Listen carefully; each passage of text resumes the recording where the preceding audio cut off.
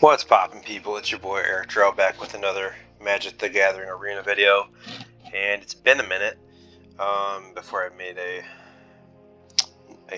video, but I was sick of Kaldheim, and here I am with STRIXHAVEN, and I'm having a blast. So this is a standard deck tech I have for you here. This is Silverquill Lumimancer, I'm calling it. I brewed this up myself. This is actually can be very budget, because there's only a few mythics. One of them is really optional. Maria's Call, I just had one, so I put it in the deck. I also have a Agadeem's Awakening, but whatever. Not playing it. And the lands you can obviously upgrade, like maybe play more of these or something. Or maybe not. It's not that good.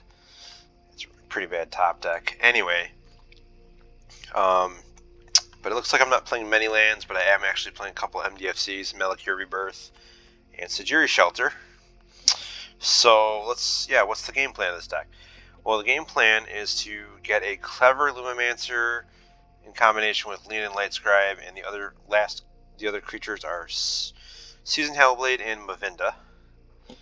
And try to stick those and protect them with cards that we cast while pumping them with instants and sorceries, and then swinging for the win.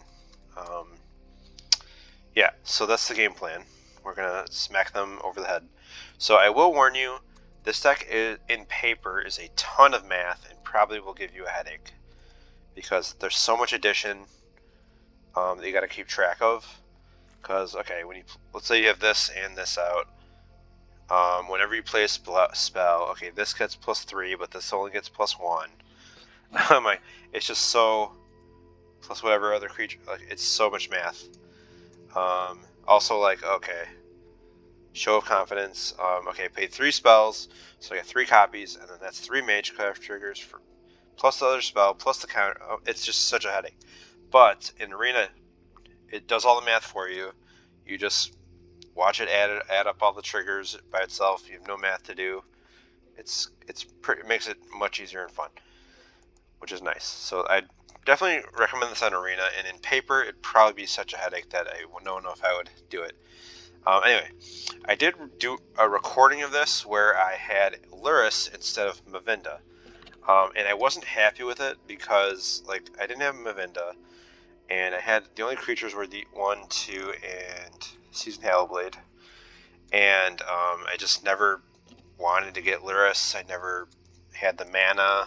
There's only 22 lands in the deck, and it was just so mana inefficient that it was just slow. But Mavinda, one time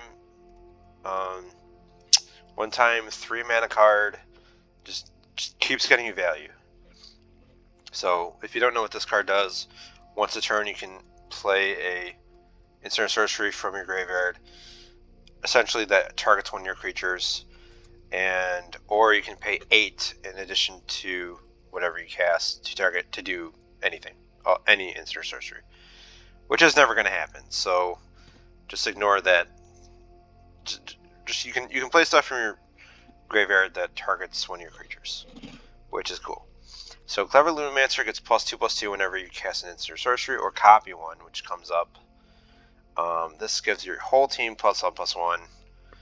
And Seasoned Hellblade just is so sticky and hard to deal with for a lot of decks. Some stuff does deal with it, like I got Shattered the Sky at one time. Yeah, but in testing, I really like the Mavinda version a lot better than Lurrus, because our creatures are so hard to deal with. Let's just go through it. So we have Fight as one, gives indestructible. These guys are both humans, these guys are both non-humans. So often we'll get both modes, like probably 75-80% of the time we get both modes on it, which is great. More protection, we have Malakir Rebirth, which does come up. I've used it many times in testing. There's also Sajiri Shelter. And yeah, so there's like 3 or 4 cards, 1, 2, 3, that make our stuff just unkillable, and then this actually just pumps it, so that can save our creatures as well sometimes. This looks like a weird inclusion, but it's actually very good because it gives evasion and pseudo vigilance, and can ambush them with your tapped creature. Like if this is tapped and you play this, it's essentially +3/+5 and untapped, so it kills a lot of stuff. Yeah, so that's cool. Let's see what else. Okay, so our removal, we have 2 eliminates. We have 2 dire tactics. We have a fair amount of humans, so it usually works out. Plus, we don't really give a shit about our life total. There's also a Vanishing Verse, which is pretty good. There's some multicolored, colorless stuff we can't deal with, but any monocolored permanent. So I always forget that it's not just creature. Dire Tactics is just creature. Vanishing Verse, any non-land permanent, monocolored, which can be good, very good. One main reason why I wanted to play this deck, I'm like, okay, Clever Lumimancer, what color do I pair with it? Well, it's pretty good with Humiliate, and that's where I started with the deck. I'm like, Humiliate, like, it gets their removal or game plan, puts it in the graveyard, and pumps your Clever Lumimancer by 3. Power and toughness for that turn, and one of its plus almost 1 counter, so it's permanent. This has been very good. It's really underrated. I think Dire Tactics is also underrated. Maybe just people aren't playing Black-White that much, but I think this deck is a contender because it does get a lot of wins. I've beaten a lot of decks, different decks. I've beaten Mono Red. I've beaten like Sultai Emergent Ultimatum. It's crazy. One cool card in the deck is Show of Confidence. This card, like, you'll play your cheap spells, and then you'll copy this. It just copies it. It's basically a storm in this deck.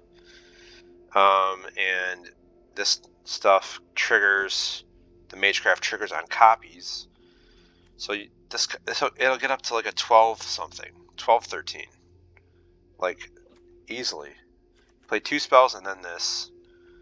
Or then Show Confidence. You copy it twice. So 3 copies of that, and the 2 spells, so you get 5 Magecraft triggers on everything, all your Magecraft stuff. These aren't legendary, so you can have multiples. Yeah, it just gets dumb. I suggest an Amir's Call because I had one. You don't have to play it at all. And I never get to 7 mana. It's just why not?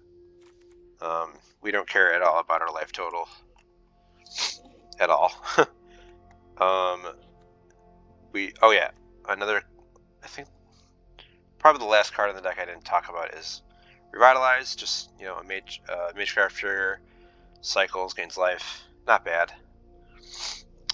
Yeah, I wanted something that I can just play to cycle, really, and gaining 3 life is fine. It's fine. You could go down on these to play more Show Confidence, or maybe you want more removal or something else. But yeah, Sideboard doesn't matter. It's best of 1 deck. You could consider Fracture, but you might not always have targets. Yeah, the lands, I have 6 plains, 5 swamps, 4 Bright Climb pathways, and 1 Snarl. Could play more of these, I just didn't have the wild cards. I have 0. Yeah. But this is a really fun deck. Again, I only suggest this on Arena. Here's Sajiri Shelter, I forgot. Yeah, it gives protection, so that's good. Yeah, I only suggest this on Arena because it just does all the math for you, and you don't have to think about it. In paper, you got to do all this math. But seriously, it's a ton of fun. I suggest it. I have a gameplay video where I play the deck, and to varying success. It's the Luris version, though, is the thing, and with Mavindas. But after recording that and testing with Mavinda, I like Mavinda so much more. It's very good in this deck. It's like a key card. I might even go up one of these. I mean, it's legendary, so it's hard to, but like, it's so hard for them to deal with their creatures, because indestructible comes back from the graveyard, protection, pump, like, they pump themselves. Red has such a hard time with this deck. Like, it's a really good matchup, usually, unless they just have a great start, or just catch you off with your mana tapped. With this mana base, I have had trouble with color screw. I might, if you want to be, but we have 1-drops, so it's really difficult playing tap lands. You could play Temple of Silence. I wouldn't suggest the gain lands. They don't do anything. I don't know about the campuses either. You never have enough mana. There's only essentially 22 lands, but everything in the deck is 2 or less, minus, you know, Mavenda. So I would not play that more lands. But yeah, this has been a deck tech for standard best of 1. I could see this being a best of 3 deck.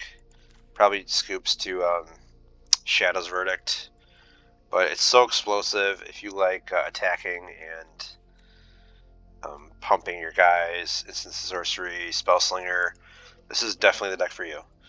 So thanks for watching my deck tech. If you guys like this, I'll put up the gameplay. I'll just re-record it, I guess, later.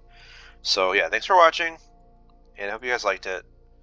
I'll see you guys next time.